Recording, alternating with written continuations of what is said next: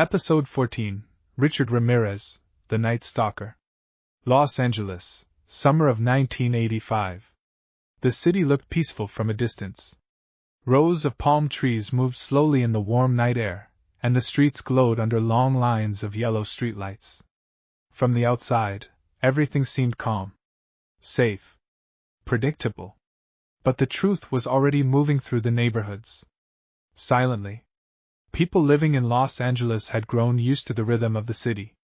Traffic during the day, neon lights at night, and a constant feeling that life was happening everywhere all at once. It was easy to believe that danger belonged somewhere else. Somewhere darker. Somewhere far away. Not here. Not in quiet neighborhoods where families slept behind closed doors. Not in homes where people believed the worst thing that could happen during the night was a broken window or a stolen car. But someone had already started proving them wrong. At first, the police reports seemed unrelated. An elderly woman attacked in her home. A man found dead after a violent burglary. Another family waking up to the sound of footsteps inside their house. Different neighborhoods. Different victims. Different nights. There was no obvious pattern. That was the most dangerous part. The man responsible did not look like a monster. Witnesses described someone thin, quiet, sometimes almost invisible. Someone who could walk down the street without anyone remembering his face minutes later. Richard Ramirez understood something important about cities. In a place with millions of people, the easiest way to disappear is simply to look ordinary. He did not drive expensive cars. He did not wear expensive clothes. He did not try to stand out. During the day he looked like just another young man drifting through Los Angeles. Someone who had slept outside.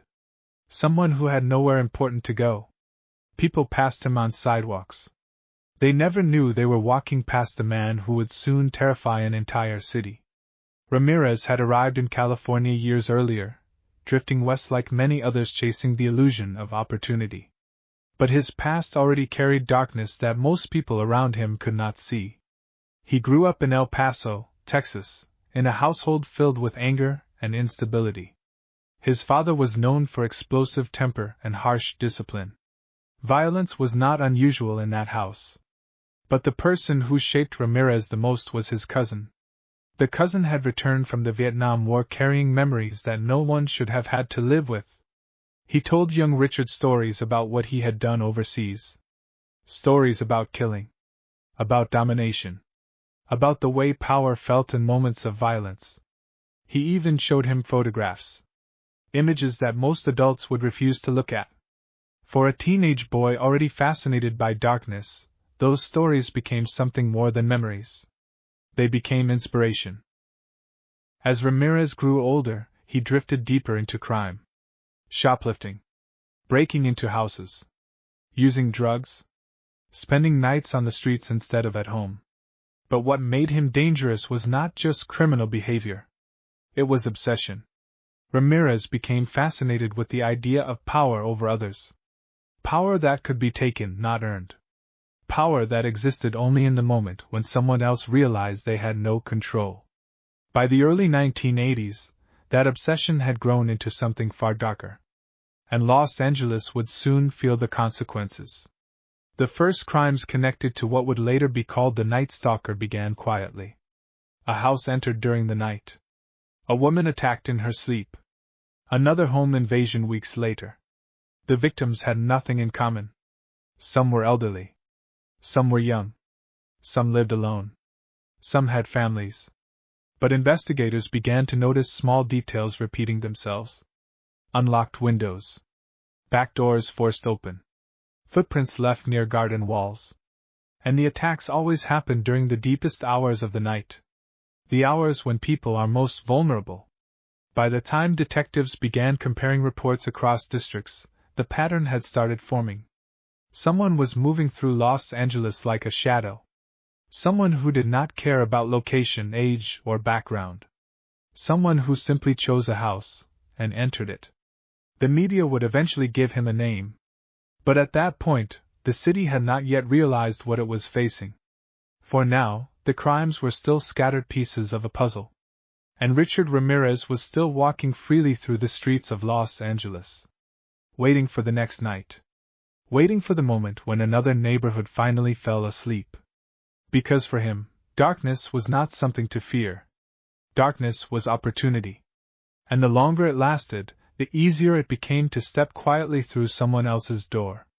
Los Angeles did not notice the pattern immediately. At first, the crimes looked like the kind of violence that happens in any large city.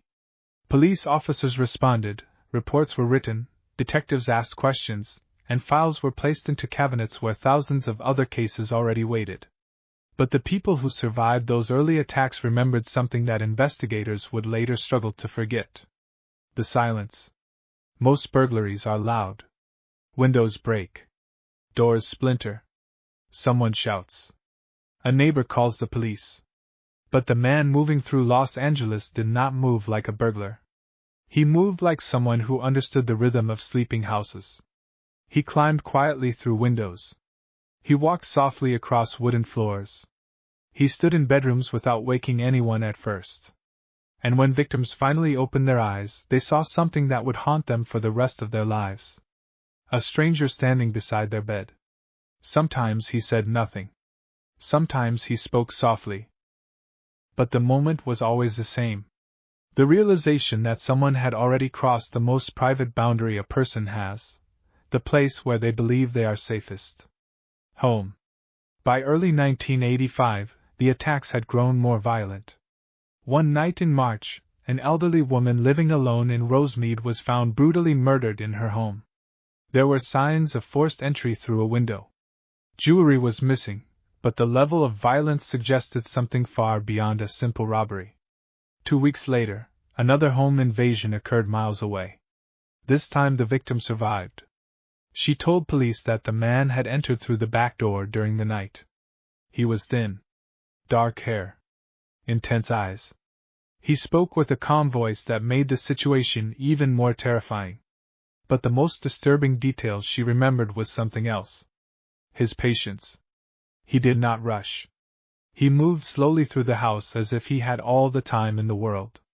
That detail stayed with investigators. Most criminals panic during a break-in. They hurry. They make mistakes. But the man they were now searching for did not appear afraid. In fact, he seemed comfortable. By the time summer arrived, the number of attacks had increased enough that detectives from multiple police departments began meeting to compare information. Los Angeles was not policed by one single department. Different districts handled different areas. That meant information sometimes moved slowly between investigators. But when detectives began placing the reports side by side, the pattern became clearer. Late-night home invasions. Extreme violence. Random victims. And almost no evidence left behind. It was during one of these meetings that someone first suggested the possibility that they were dealing with a serial offender. The word changed everything.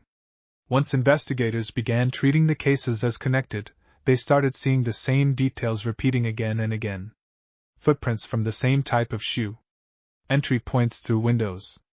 The same late-night hours. And witnesses who described the same face. The man they were looking for was still unknown. But now they understood something important. He was not stopping. He was learning. Each attack seemed more confident than the last. The offender moved faster. Entered homes more easily. Escaped before police could respond. It was as if he was practicing. Perfecting something. The media soon caught wind of the investigation. When journalists learned that detectives believed one man might be responsible for multiple home invasion murders, headlines began appearing across Los Angeles newspapers. People wanted a name for the killer. Something that made sense of the fear spreading through the city. That was when a reporter first used the phrase that would soon become infamous. The Night Stalker.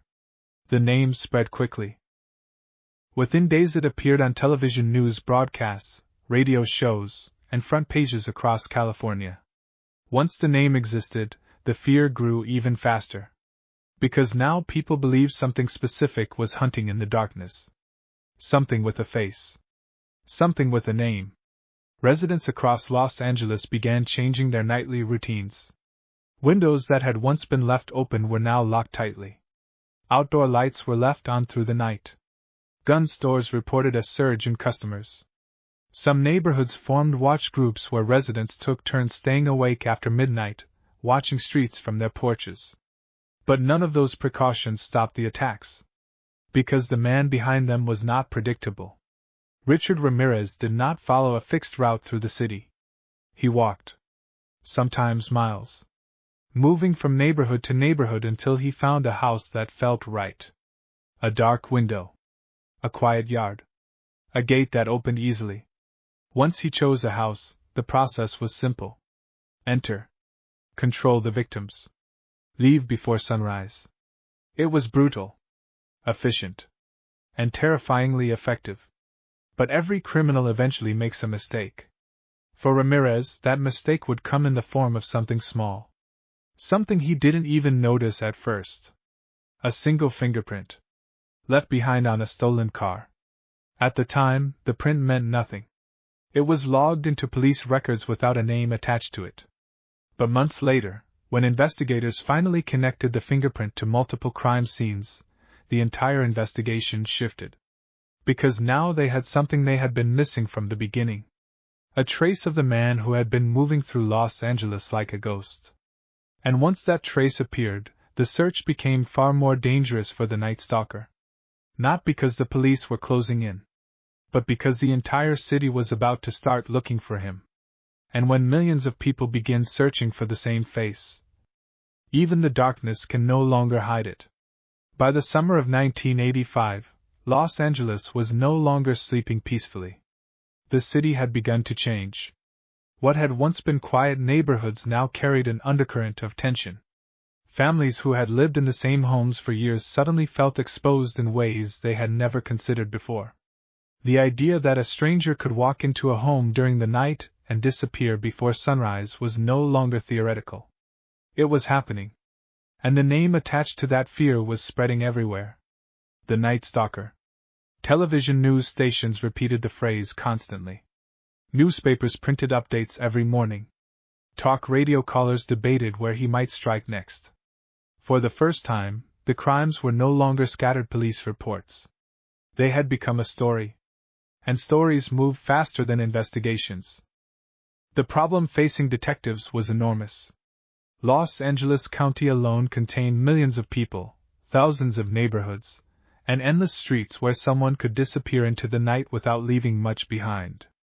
Ramirez understood this better than anyone. He did not operate like a traditional criminal. He did not return to the same neighborhood repeatedly. He moved constantly, choosing locations that seemed random to investigators. One week the attacks happened in the San Fernando Valley. The next week, miles away in a completely different district. Sometimes he would vanish for days. Then he would strike again. Each attack deepened the fear. And each new crime scene left detectives asking the same question. How do you stop someone who has no pattern? Then came the discovery that changed the investigation.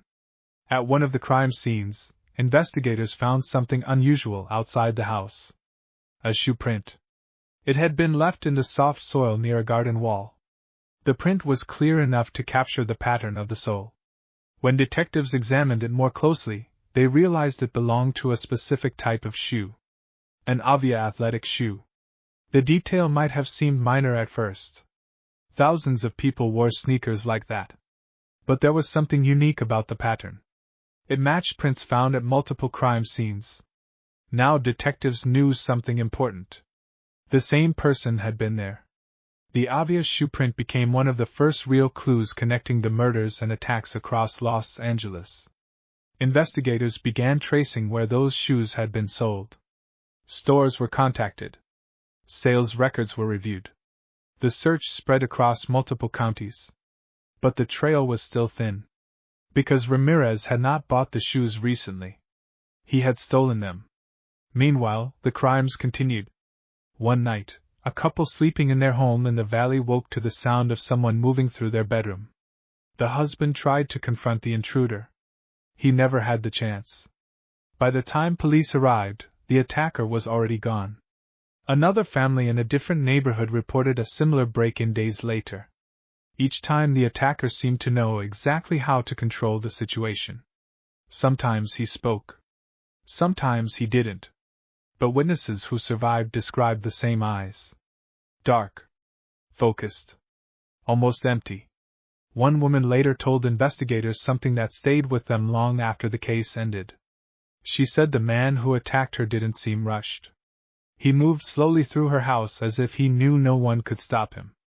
That level of confidence made the case even more disturbing, because it meant the killer believed he was untouchable. And for months, he was right. Police patrols increased across the city. Helicopters monitored neighborhoods late at night. Detectives worked around the clock comparing evidence from crime scenes. But Ramirez continued slipping through their fingers. Then another clue appeared. This one far more powerful than a shoe print. During the investigation of a stolen vehicle linked to one of the attacks, police found a fingerprint on the rearview mirror.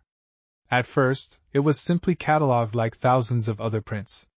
But when analysts compared it with evidence from multiple Night Stalker crime scenes, the result was undeniable. The same fingerprint appeared again. And again. And again. For the first time, detectives had something concrete. A unique identifier. A fingerprint belonging to the man responsible for terrorizing Los Angeles. The next step was obvious. Run the print through criminal databases. When the results came back, investigators finally had a name. Richard Ramirez. The discovery changed everything. Because now the Night Stalker was no longer an unknown shadow moving through the city. He was a person. A man with a face. A criminal history. And once police released that face to the public, the manhunt would become something far more dangerous. Not just for Ramirez, but for anyone who happened to look like him. Because once the entire city recognized the Night Stalker, there would be nowhere left for him to hide. And the moment that photo appeared on television screens across Los Angeles, the hunt truly began. Not just by police, but by millions of people who had been living in fear for months. And the man who had once walked quietly through the darkness would soon realize something terrifying. The city was now looking for him.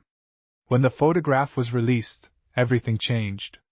For months, Richard Ramirez had moved through Los Angeles like a shadow.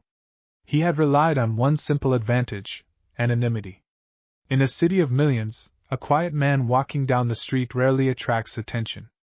But the moment the police distributed his face to the media, that anonymity disappeared. Newspapers printed the image across their front pages. Television broadcasts showed the same photograph again and again. Dark hair, hollow eyes, a thin face that looked both ordinary and unsettling at the same time. The message was simple. This man is the Night Stalker. And suddenly the entire city was looking for him. People studied the photograph carefully. They looked at it during breakfast. They talked about it at work. They pointed at the television when the image appeared on evening news broadcasts. For the first time, the man responsible for months of terror had a face the public could recognize. Richard Ramirez did not know immediately that his face had been released. He had been moving through California as he usually did, sleeping wherever he could, drifting between cheap hotels and buses, staying invisible. But invisibility only works when no one knows what you look like. When Ramirez returned to Los Angeles in late August 1985, the city he had been hunting inside was no longer the same. It was hunting him. The moment he stepped off a bus downtown, something felt different. People looked at him longer than usual. Strangers seemed to pause when he walked past. At first, he didn't understand why. Then he saw the newspaper. His face stared back at him from the front page. In that instant, he understood. The city knew. Ramirez reacted the way many fugitives do when the illusion of safety collapses. He ran. He tried to leave Los Angeles immediately, moving quickly through streets crowded with people who were now studying every face around them. But once a photograph spreads across millions of homes, escape becomes much harder. Someone always notices. That moment came in East Los Angeles. A group of residents spotted Ramirez walking down the street. One of them had seen the photograph on television earlier that day. The recognition was immediate. That's him. Word spread quickly. Within seconds, people nearby began looking at Ramirez more carefully. And Ramirez understood exactly what was happening. He started running. But he was no longer invisible. The crowd chased him through the streets. People shouted. Others joined the pursuit as they realized what was happening. For months, this man had entered homes while families slept. Now the city had him in daylight. At one point Ramirez tried to steal a car to escape. The attempt failed. The driver fought back, and the crowd closed in again.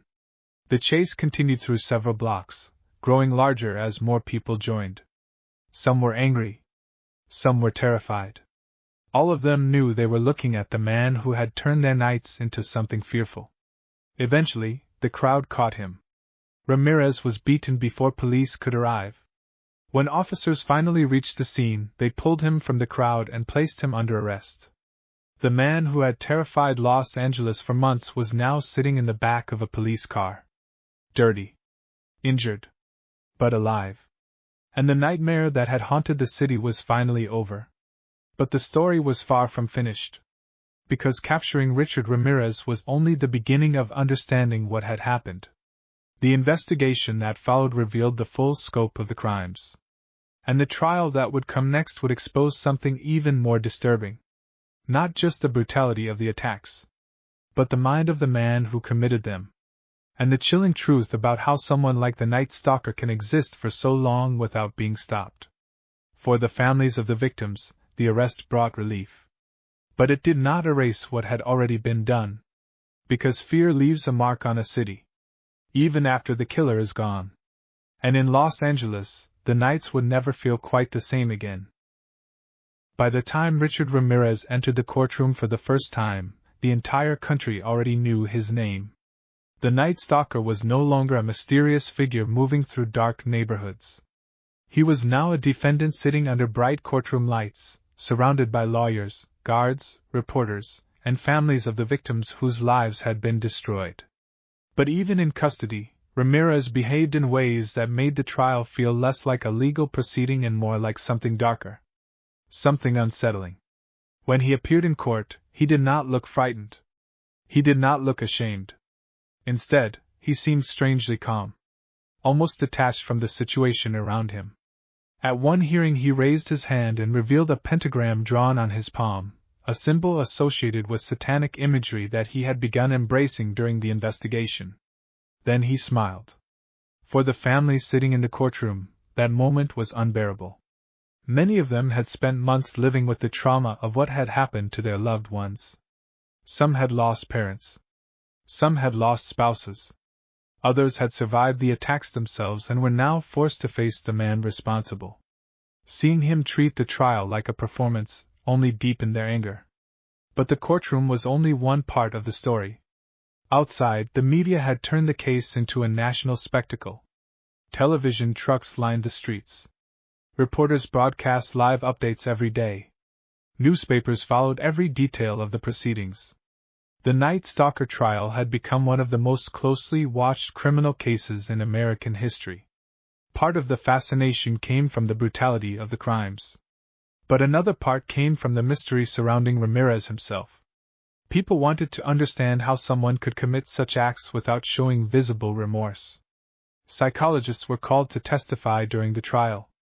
Experts tried to explain Ramirez's mindset using clinical language: antisocial personality disorder, severe trauma, fascination with violence, and a lifetime of criminal behavior. But even with those explanations, many questions remained unanswered. Because Ramirez did not behave like someone seeking forgiveness. If anything, he seemed to enjoy the attention.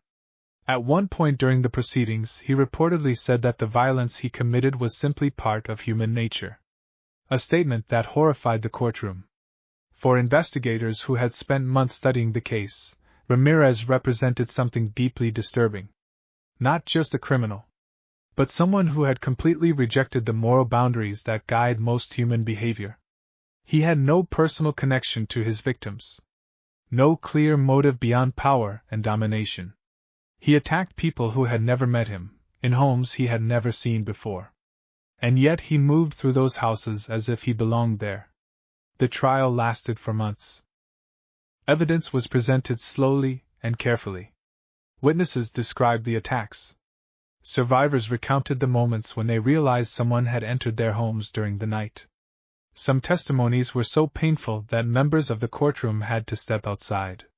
But the most powerful evidence came from the physical details investigators had collected over time. The obvious shoe prints. The fingerprints. The stolen vehicles linked to multiple crime scenes. Each piece of evidence strengthened the case against Ramirez. Eventually the jury reached its decision. Guilty. Multiple counts of murder and violent assault.